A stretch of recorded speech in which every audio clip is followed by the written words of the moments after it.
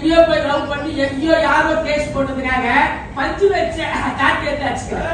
எங்க கேட்கணுமோ அங்கதான் கேட்கணும். இங்கதான் பதிவு பண்ணியா மக்கள் இங்க பதிவு பண்ணணும்.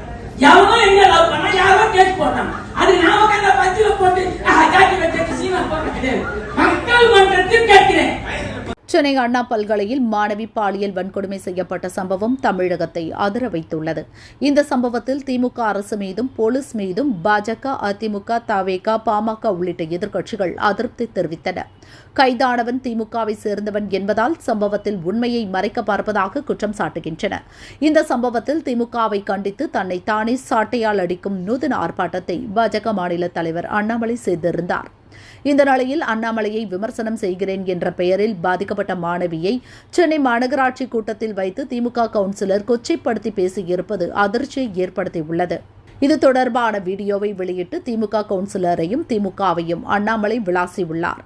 அவரது அறிக்கை: அண்ணா பல்கலை மாணவி திமுக நிர்வாகியால் பாலியல் தாக்குதலுக்கு உள்ளாக்கப்பட்டதை அடுத்து தமிழகம் முழுவதுமே பெண்கள் பாதுகாப்பு குறித்த கேள்வி எழுந்துள்ளது.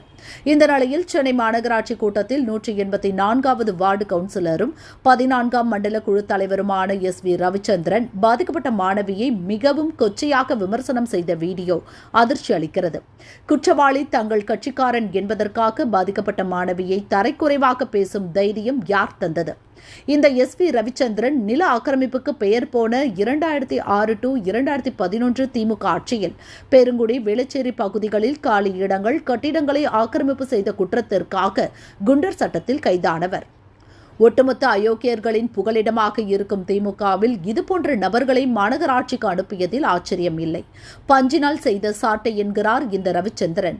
கோவையில் எனது வீட்டில் இருக்கும் அந்த சாட்டையை கொண்டு வருகிறேன். பஞ்சு சாட்டை தானே, அவர் மீதே சோதித்து பார்க்கலாம், தயாரா என அண்ணாமலை கூறியுள்ளார்.